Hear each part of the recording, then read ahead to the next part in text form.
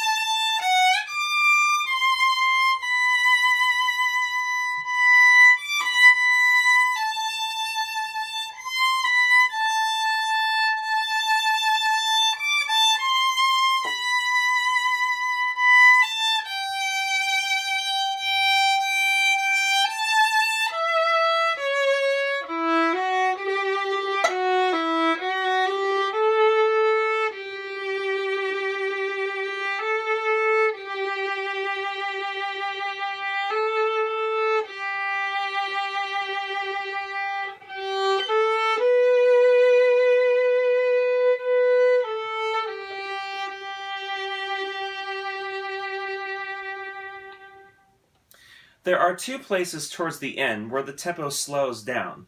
The first place is in rehearsal 55, or measure 55, where it says poco ritardando. Poco means little.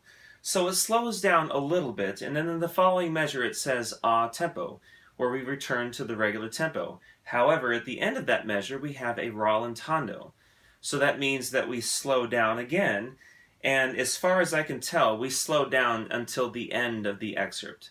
So you could hear me slowing down as I was playing. Hopefully you were keeping in touch with the pulse, following the pulse as I was playing. Two of the trickiest bars for feeling the rhythm are measure 41 and measure 43. And that is because that the quarter notes are off the beat. So the quarter notes are between the beats. So one, and, one. So the quarter notes and the beats are not synchronized, they're syncopated. They're off the beat from each other. So you have to feel the pulse in between the notes that you're playing. And one. Okay, I will play this again. And notice that this is a very expressive piece. You might think of this as some sort of movie music or music for a touching TV movie.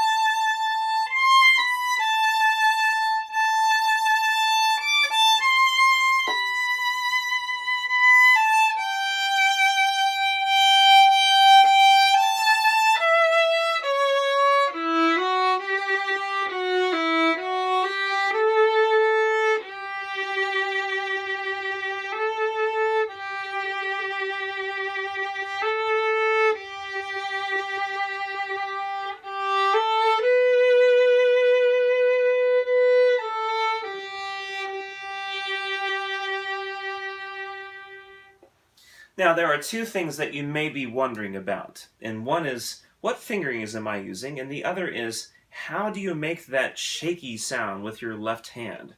What we call vibrato. I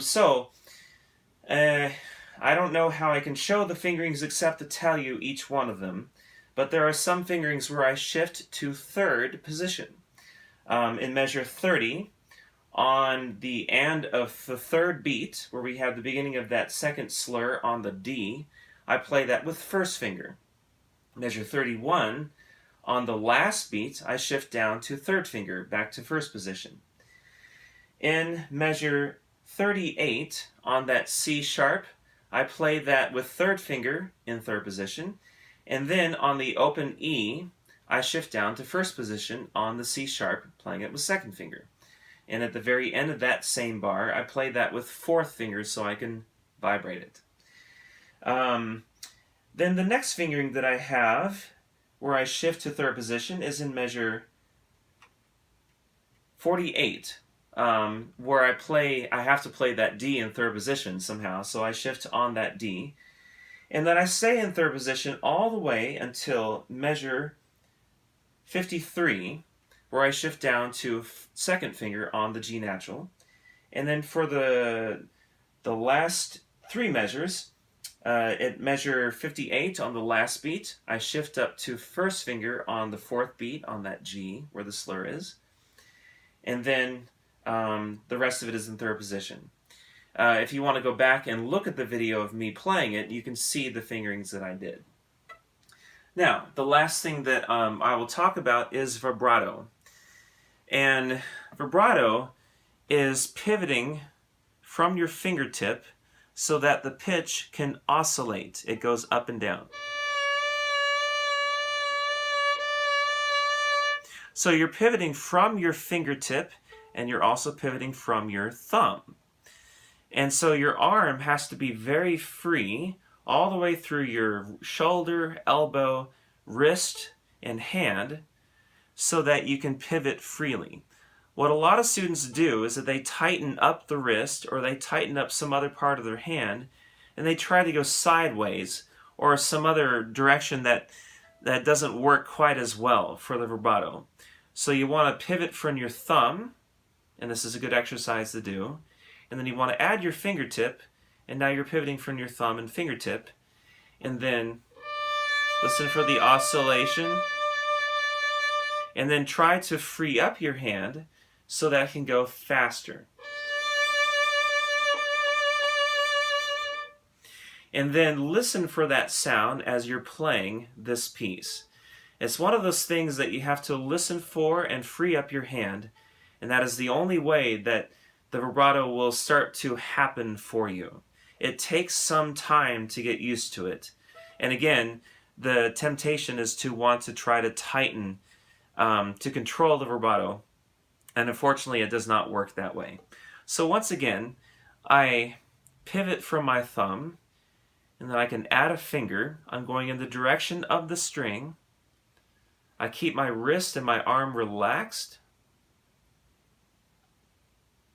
and then I can feel the momentum carrying the hand back and forth to make a spinning motion. Some of you may develop more of an arm vibrato, and some of you may develop more of a wrist vibrato. Either one is fine, as long as the whole arm is loose enough that you can vibrate freely. I hope this was helpful. Please leave comments on the section below, and good luck on your auditions.